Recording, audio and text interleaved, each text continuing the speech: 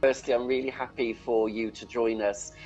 Everyone that's here on the live feed, my name's Jason Tantra, and I really wanted you to meet Brad today, who's coming to the TantraLove Festival in Glastonbury, 24th to the 28th of August. And I think one of my passionate things has been is to really bring you amazing teachers that really have something incredibly beautiful to offer. And I first met Brad probably about a year ago. Brad, was that in my workshop in Asheville? It was a little less. It was about 8 months ago. Wow. In May. And since then, we've kind of been bumping into each other in different ways. You're one of the writers, like me, for him, Eros TV. And you're one of my friends, Brad, and I love you, and I love what your work and who you are. And I just wanted people to get a sense of you and to meet you, so that we can persuade them to come and meet you in Glastonbury in August this year. So tell me a little bit about you, maybe introduce yourself. Oh, sure, I'd be happy to. But first of all, I just want to say thank you. I did first meet Jason last May, and I really warm-heartedly felt inspired by everything that he brought as a facilitator. He's really a gifted man in terms of holding space for other people, and he brings such a collection of gifts. And I'm really excited that he opens the TantraLove Festival in Glastonbury to other teachers so that we can get a full multifaceted representation of lots of different styles and parts of what we call Tantra, because I could introduce myself best within the context of Tantra by saying that I bring a different element. I bring other pieces, just like each one of us brings a special piece. And I would say that there's no definitive 100% right way to explain Tantra or to be Tantra. It's really a matter of the heart and showing up as fully as you can and your purpose and finding it. So what I would like to say is I've been on a tantric path since I was 14, maybe before, but I started discovering my tantric path alone in my room, which my parents were nice enough to install a lock when I became a teenager, because they were very open people sexually, even though I grew up in the rural South in the land of the Southern Baptist in the United States. I was blessed with parents who encouraged me to really embrace sexuality as a part of who I am. Yes. So what was the lock on your door for? It was for my little sister. Okay, so is this to give you some privacy?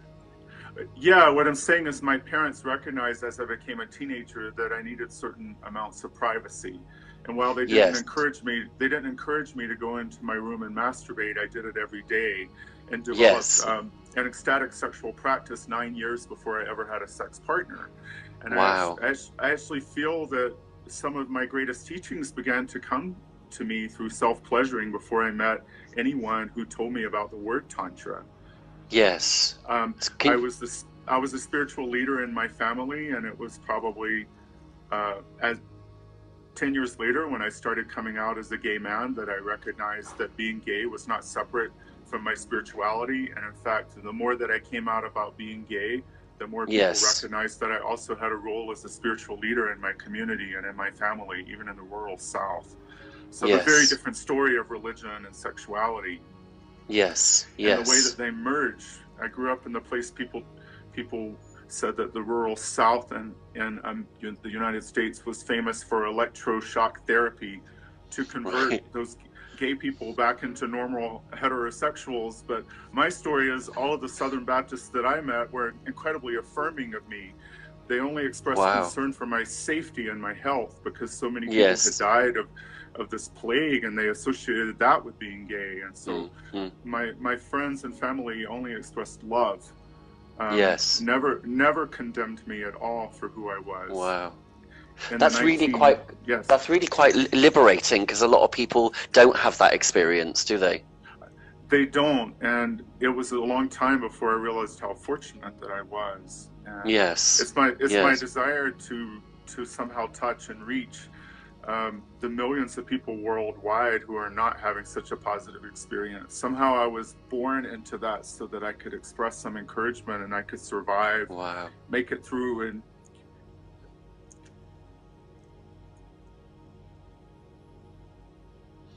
And then Ooh, I've lost. No, you lost me because I was about to tear up. So, tell me, what were you saying there? I was saying, I think I was blessed with an unusual experience as growing up Southern Baptist and gay, and visiting Russia when I was 17, to somehow tell a different story, that this so-called impossible merging of opposites is possible. And then I met a Tantra teacher named Rudy Ballantyne, who began to speak about Tantra as being the merging of the opposites. That, you know, we put life in this box and that's that box, and yet they can come together and be one. Yes, and, yes. Paul's saying that he's come from quite a religious upbringing as well. I don't know if you can see that in the messages. Oh, he said actually you've come from quite a religious upbringing, and he's saying that he's the same.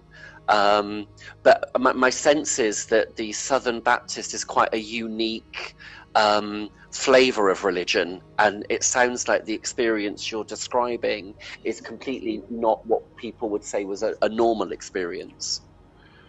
I don't think it was, and yet perspective really makes all the difference.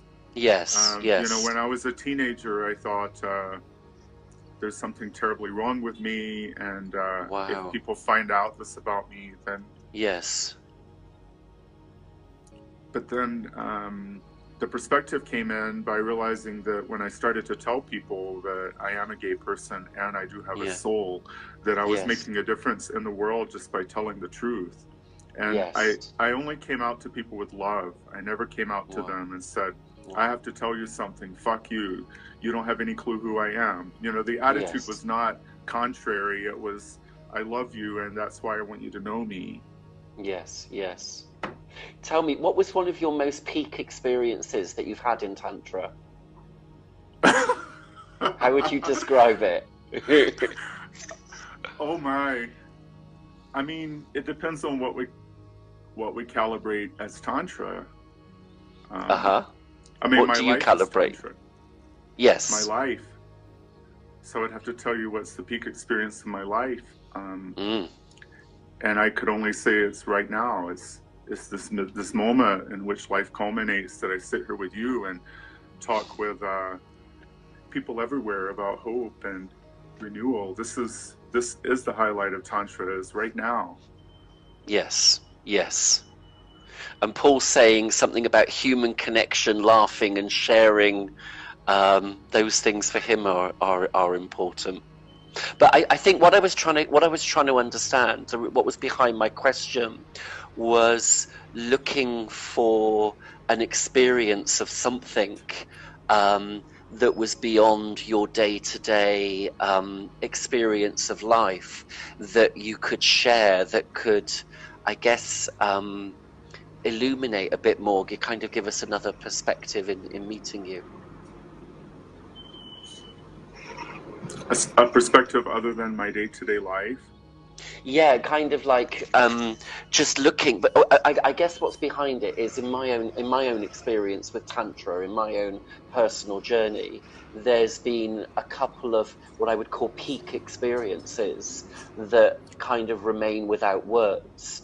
And for me, with Tantra as a spiritual practice that uses my sexual energy to reach I want to say different states of consciousness, but I don't mean that in a woo-woo kind of way. I mean that in a really oh my fucking life, that was fucking amazing type way. And I was trying to inquire kind of what experiences you've had that kind of really keep bringing you to Tantra, keep bringing you back to it. Well, the best way that I can answer you is what's present with me now, and that is the ecstasy and the grief. Mm. So my peak experiences in Tantra have been about mind-blowing erotic ecstasy, Mm-hmm. and about the deep pits of grief and sadness, and Yes. finding what they have in common. And in terms of peak tantric erotic experiences, which I think Mm-hmm. might be what you're asking and might be what's interesting to people listening, Yeah. I have found that sexually ecstatic connection with other men has Mm-hmm. been the primary gateway for me to other realities.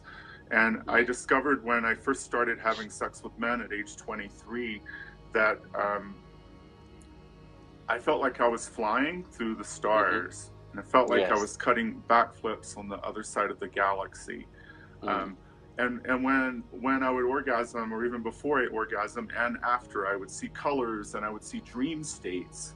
Yes. And when I first checked in with one of my fuck buddies in San Francisco in 1999 and said, Mm. you know, I'm seeing all these beautiful images of flowers and fields, and I can smell the flowers. What do you see? It was right after we both had an orgasm. And he said, well, I was just seeing the J Church line on Church Street like I was in the subway. Uh-huh. And I said, that's what you saw after your orgasm? And he said, yeah. And I couldn't tell if he was joking. He was a psychologist, and I think he was Okay. just messing around with me. Um, Yes. I was like, I'm seeing flowers, I'm smelling the flowers. He's like, I was just seeing myself on the subway. Yes. Yes. Um, but if there's any story I'm here to tell, is that dreams are always alive, and you don't have to be asleep to dream.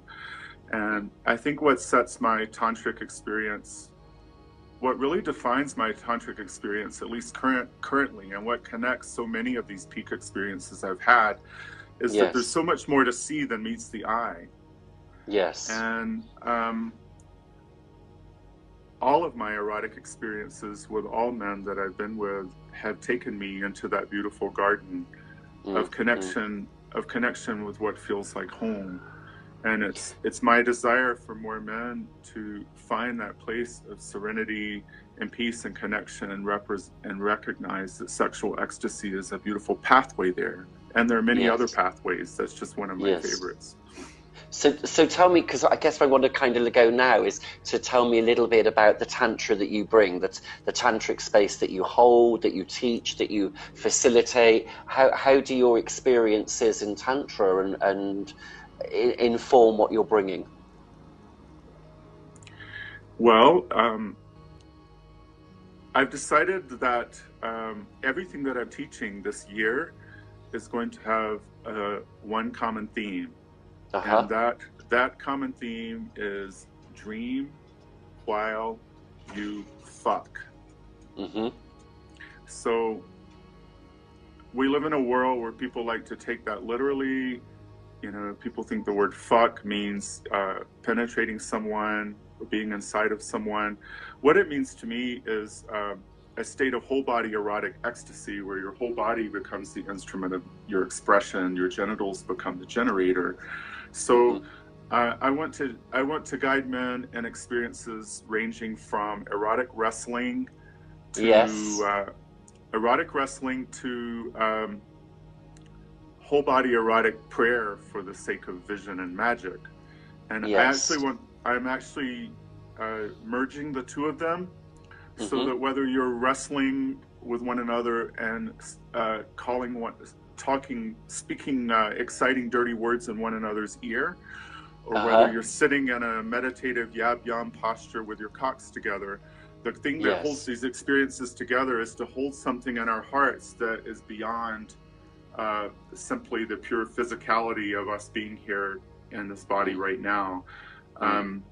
And I really want to bring the connection between the state of whole body erotic ecstasy and the way that our sexual delight affects other people in the world who may not even be here right now, or may not even Yes. be in this world. I want to introduce the radical marriage of our sexual ecstasy with holding a higher vision for this world. The classic example is my grandmother was dying in 2013, and it was her time to go, but she couldn't let go, and she couldn't find her way through the portal into the spirit world. And so what did I do? I called one of my lovers and I said, I need your help. I need you to come over tomorrow morning, and I want to pray for my grandmother. And I want to pray for her with all the pleasure and all the joy that we have in our body. And I want to visualize her celebrating, you know, like I want to see her in full flight. And the best way for me to see her in full flight is to be there myself. Every time I make love, I go to heaven. Heaven is not a place you go to when you die. It's a place to live in right now. So, I hear you. my friend who was twice my age, Norm Self, who's in many of the Hemeros videos now, is the world's oldest erotic, the oldest man in erotic film right now, is a lover of mine who helped me on November 4th, 2013 to enter the realm of flight. Yes. When we make ecstatic love, we enter the realm of flight. We go beyond the body and we see the unseen. And that's why we as gay men are connected to the realm of death and to the realm of heaven at the same time. Why do people scream, oh God, when they're in a state of orgasm? Why do the French call orgasm le petit mort? It's because a part of us leaves behind and goes beyond this body, ecstasis, beyond this body.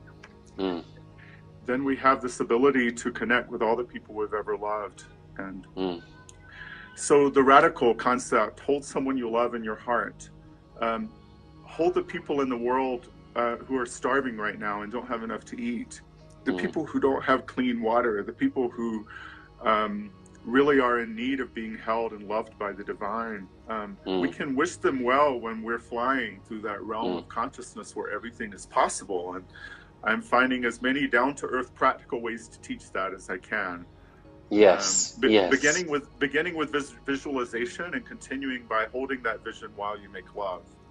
Hence the term dream while you fuck. And I didn't get to see what Tyler wrote, Jacob Tyler. So what he's saying is it's interesting to talk about the nature of mental activity during erotic activity, as when I'm engaging in not so connective, in a not so connective activity, I tend to think and focus on mundane things. Yet when I connect to others, truly in erotic activities, the magic becomes real. Yes, absolutely. It's no longer a thought, it's a state of being. It's not just that we think about it or visualize the beautiful world that we're ready to paint on our own canvas. It's that we feel it. We can see ourselves living in it. We can feel in our body what it feels like to live in a world where people are free from disease, free from perpetual unnecessary suffering. And when we feel that in our own body, we can hold that for the rest of the people who still are waiting. So tell me a little bit about the workshops that you're planning to bring to Glastonbury. Kind of, for me, what I've been really hearing is what's precious to you and what's really informing the work that you do, and kind of how does that translate to what people are going to experience in the workshops with you? Thank you so much for your question and for having it together so much together, Jason, after flying from Bangkok with a cold. Thought you were dying yesterday. I am. So thank you. But thank you for your beautiful questions. So, well, the truth is what I'm bringing to Glastonbury is still forming in this very moment. So everyone that's listening and watching this right now is contributing, and it's going to be the same. It's going to be the same there. So we're going to be working with the theme of dreaming and holding visions while you are in a highly aroused state. So this will range from erotic wrestling in your hot favorite underwear to perhaps even some play parties that welcome multiple forms of erotic activity. I believe it was you, Jason, who encouraged me not to be too specific too early, because I think we're going to be solidifying the program in May. But what I really, what I'm holding vision for is... Is this you asking me live on Facebook Live about what you can do in August? No. I'm going to dare to hold the vision in my heart until it becomes true on planet Earth, which is the shaman's dream. So we're going to be merging sexuality and shamanism. Okay. We're going to be merging overt erotic excitement with the ability to recognize that when we make love and raise high levels of excitement with other men, that we have access to a tremendous amount of energy, which can be used to bless these bodies, to bring health and vitality. Yes. But most of all, I want to invite men who are coming to Glastonbury to hold a vision for their optimal state of being in this world. Yes. Begin to hold the dream in your heart. What are you going to look like when you wake up in the morning so fucking excited to walk out the door that you can just barely wait to get your clothes on and get out there? You know, what does it look like to be excited and engaged with the world? I'm in Mexico City today. Did I mention that? I am in Mexico City, walking around the city, observing people, and I've discovered that even if I don't know the difference between the word truck and bus in Spanish, that when I smile and I laugh, the people are so warm. We have such an effect just by walking out the door. What is going to be your effect on this world? What do you want to bring? Do you want to sit in a park and sing and see who shows up? What would you dare to do that you never once even thought of doing? Are you going to sit at a bus stop sometime and just start talking to people all day and taking notes? What do you want to do you haven't done yet? You know, if this is the last day of your life, what are you ready to see happen? I want to bring that kind of passion into men's hearts, and then I want to have ecstatic, erotic wrestling matches covered in hot oil in our underwear. We're begging you to come, Brad.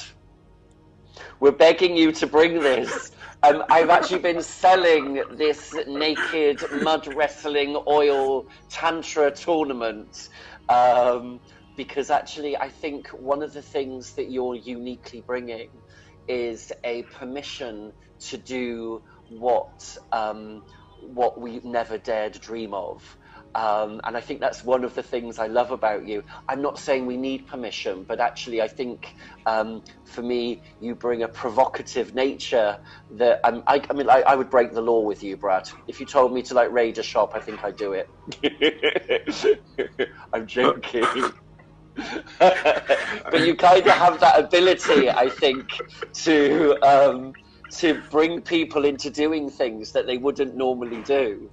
And I think that's, for me, one of the magical things I observe in you is that ability you have to break people out of their normal day-to-day patterns. Thank you.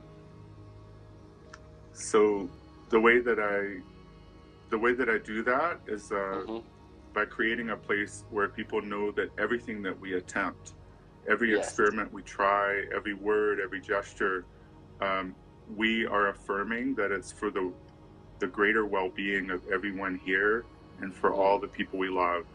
I love to begin anything I do, whether it's an erotic wrestling match or an ecstatic fuck scene. I want to begin it with the affirmation, another form of prayer, that I'm allowing this body to be a vessel to bring what is most needed, and thank you, Paul, to bring what is most needed and what is most helpful in the world right now, and in the process to discover the depths of our passion and what we're here to bring in this world, the gifts that we're bringing alive. So there is one more thing I'd love to do at the TantraLove Festival in addition to wrestling. Have we talked about this yet, Brad? I wrote it down on October the 30th. Oh, okay. What did you write down? I'll speak in more general terms. No, tell me, what was it? Well, I spoke about it in general terms because it can happen in a number of ways, but What I've been Okay. doing and what I've done with lots of men, and what I really would love to bring to Glastonbury, is the power of the circle. The power of a group of men gathered in a circle. Yeah. And everyone in the circle brings a gift. You can bring a drum, you can bring your guitar, you can bring your voice, you can bring your quiet meditative place. You can bring yourself fully clothed. You can bring yourself in your favorite fetish gear. You can bring yourself with a butt plug up your ass. You can bring yourself ready to sing your heart out and sing Kumbaya if you want to.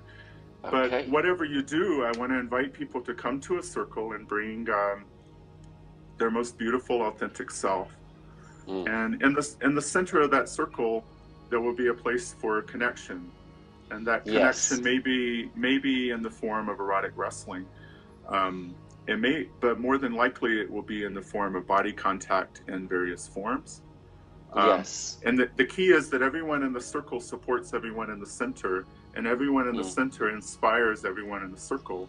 And collectively we raise this energy. We raise this energy within which we can place our visions, and we can hold the people we love. And that collectively is known as sex, as prayer, ecstatic erotic prayer. There's nothing I love to do more than to sing for men while they make love. I just love to sing for them and play the guitar. Beautiful songs come. And have you got your guitar right now? Of course, I hauled it on so many airplanes as carry-on luggage. We might come to that. Jacob's asked a question. Are you ready for this? I'm always ready. So Jacob says, Jacob says, I'm also curious, Brad, what do you mean by making love? We can all agree that through being brought up in a heteronormative society, the heterosexual definition of making love is very sanitized and very limited in regards to the rainbow of our experiences of gay men. And then he says something about forgiving him for how academic it sounds. I love the question, and I would just first like to preface this by saying people, regardless of gender, have the ability to enjoy the kind of love making we know. And there is a dominant culture, which I didn't realize until maybe a couple of years ago, that when people say make love, they mean fucking. They mean that they're putting a penis inside of someone, that means making love. I had no idea. So when I refer to making love, I refer to the ecstasy and the exquisite joy that infuse the whole body and calls us to tingle from head to toe. I made love with a beautiful man in Mexico City here the other night for hours, and we forgot about coming, and we forgot about fucking. We were having too much fun. What were we doing? We were nibbling each other. We were holding one another. We were growling and sending deep guttural sounds into one another's taint meat. we were laughing, we were squealing with delight, we were covering one another in sweat and oil, we were dancing horizontally, we were making love. So without being too specific, Jason, at the TantraLove Fest, making love is going to happen when people are in ecstatic, joyful connection with one another, dancing vertically, dancing horizontally, in your underwear. Some of the best lovemaking I've ever had in my life, the underwear never came off. Wow. I hear you. I hear you. It prompts us to remember this whole body is the instrument, not just the cock. This whole body is an erect phallus that's trembling like a tree in the springtime, that's bursting with energy. I think as the beautiful Tantra teacher that you are, you would agree that when you teach embodied Tantra for other men, that you probably encourage them to feel the vibration through their whole body, that everything is alive. The trees outside of these windows in a big city are teeming with life, and so is this body. We don't want to localize the energy just into our crotch. We want to feel it all the way out to the ends of our limbs and out the crown of our head. Yes. All of that. Yes. And more, of course. And Andrew Ferry says that's my kind of lovemaking. Right. So that's good. I think for me, one of the things that we do, like when Inga and I created the TantraLove Festival 7 years ago, what we wanted to create was a wonderland of love. Like when I talk about it, it's like I wanted to create the kind of place that I want to go to when I die. So when I die, I wanted to create that version of heaven that we think is there, but actually we don't need to wait to die. And I could get very philosophical about that idea of what's actually dying. But that aside, what I wanted to create was a container of love, like what I call a wonderland of love, that isn't always so readily accessible in people's day-to-day lives. Like the reason why people come to the TantraLove Festival is because it's a container to have experiences of profound love that isn't easily accessible in our day-to-day life. And for me, you know, my invitation to you is to come and bring yourself, come and bring you, come and bring the magic that we're witnessing here to help us co-create that. I'm giggling because I could just feel a naughty side in you, Brad, and I'm really excited about that being present. And I'm imagining it might create carnage, but that might be my fantasy. But just bringing you the bright light that you are, I'm really excited to welcome you. Maybe the naughty side's my projection of you, Brad. I don't know. Oh, I just honestly have no idea what you're talking about. That Well, you just need to look at your Facebook. Have you seen it on your Facebook? There's you taking an axe. You're taking an axe. Yeah. I absolutely fucking love that video. That was one of the naughtiest things I ever posted on Facebook. I loved it. Paul is saying, Jason, you're beautiful as we are. So is Brad. We're doing all right, Brad. We're winning. Thanks, Paul. Yeah. You're beautiful too, Paul. I really want to comment on something that you just said a minute ago that really touched my heart. And what was that? Well, you were talking about the power of gathering and creating heaven on earth. Yes. And how we don't always have access to that. Yeah, we don't. And yet the reality is we do. Yes, I hear you. And I've been holding that vision for a long time because yes, that reality is existing here on earth. It's just as real as all the horror. Yes. And I've been to many gatherings of gay men. I can thank the radical fairies in my 20s for giving me a place where I could see the possibility. Yes. I love you, Jason, for creating a place where men from all over the world can come together and explore in a very conscientious way within a safety and a structure. I love the fact that it's drug and alcohol free. I mean, we have access to so much ecstatic pleasure in these bodies. And once we've come there and we've come to the big beehive, my friend Mati at Short Mountain in Tennessee, Mati talks about how we come back to the hive.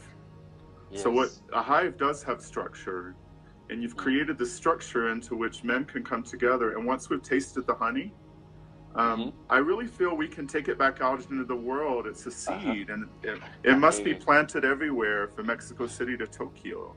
Yes. And Palm Springs, where I'm at right now. Oh, absolutely. I'm going to be there in a couple weeks. Okay. We're meeting up, aren't we? I think we're meeting up. With you, yeah. Yes. What do you know? So listen. Okay. It was supposed to only be 20 minutes, but I have a short song. Okay, but just before that, what I wanted to just tell everybody watching is, listen, I wanted you to meet Brad today. I wanted you to meet what Brad's bringing, who he is, and what he's going to be offering at the festival, because I know that both Brad and I would absolutely love you to be there. And I'm going to give you an extra special incentive in that if you book your festival ticket listening to this, and you put in the code Brad Live, okay, so you need to put Brad Live into the promo code. I'm going to give you an extra £50 off the entry ticket, just as an extra thank you, as an extra incentive to bring you along. So you need to put Brad Live, and Alison, my little admin helper, will take £50 off your booking. So I really hope you've enjoyed this Facebook Live today. I hope you got a sense of Brad. Brad, I love you. I don't know how else to say that. My heart just opens when I'm in your presence, and I really feel that you offer something very unique and very special. And I'm so happy that you're coming to this festival in Glastonbury. I think you're going to love Glastonbury as well. I'm just really excited. I'm really excited too. Thank you for forming an international network that makes it possible for more people to meet and plug in. Thank you. Thank you. I don't know if I would want to spend as much time with all of the incredible logistics that you undertake, so that we can come and explore the connection with the divine. So thank you for forming the network that we need. Thank you. So are you going to sing us out? Yeah, this is a song by Kate Wolf. Okay. Who wrote many songs in the Joshua Tree National Park area where you are, about the land. And yes. I sing this song for a lot of my male friends and male lovers, because it's about the path that many of us walk as healers. By the way, the reason I'm wearing this big ass headset is because I lost my headset last night in an Uber somewhere. Okay. But considering where I've been in Mexico City, it was totally worth it. And these are my studio headphones. Are you bringing your guitar to Glastonbury? Oh, yeah. Oh, good. Oh, I have to use... I'm sorry, I have to put my... oh, no, my capo. Yeah, this song has to be sung in a slightly different key to work out. Okay. Right, yeah, so here we go. It's called Gentle Warrior. Okay. Or no, it's called Brother Warrior. I mean, the very word warrior brings up controversy, but when you hear the words, you'll see that the controversy ends. Brother warrior, with your heart like gold and a rainbow in your eyes. Spirit healer. Oh, that's not the words. Sorry. Let me take these off. Okay. So I can hear myself. Okay. Brother warrior, with your heart like gold and a rainbow in your eyes. Brave companion, do you see a world shining in the sky? With your body dancing like an arrow, spreading joy beneath your feet, and your hands that wave like tall grass in the wind as you speak. With the shyness of a small child and the wisdom of a sage, I can tell you now, there is no reason to be afraid.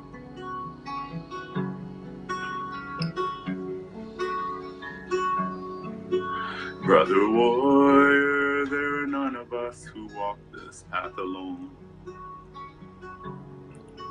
Spirit healer is the only life that we have ever known.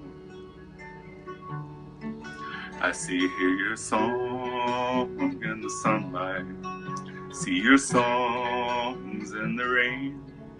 I hold you here inside me. I know your love and your pain.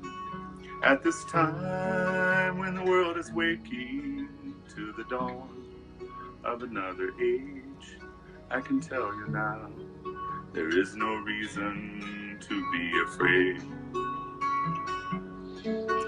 We are crying for a vision that all living things can share, and those who care are with us everywhere. That's beautiful. Giving you a round of applause, Brad. I'm just giving you a clap. That was really gorgeous. So I look forward also to bring. I'm also going to bring songs. I'm going to bring songs to the. Good. For the dinner circles or wherever a song is needed, I'll have the song. Okay, we're going to... And yes. or there may be a little storytelling somewhere. We'll enjoy that too. That would be really beautiful. Listen, Brad, I've really loved sharing with you today, and I've loved kind of you meeting everyone. Thank you, Paul. Thank you, Jacob. Thank you, Andrew, for your questions and comments. And yeah, can't wait for you guys to come and join us in Glastonbury. So as I said, Brad Live gives you £50 off August 24th to 28th. In Glastonbury. Details are on the Tantra for Gay Men website. Lots of love, Brad. Thank you so much, Lots of love to you too. Thank you. And enjoy the rest of your day. Thank you for spending the time with us today. Lots of love to you. It's been a pure delight. Beautiful. Okay. Okay, Bye-bye. love you. Thank you. See you love later. you too. Okay. Bye-bye. Hasta luego.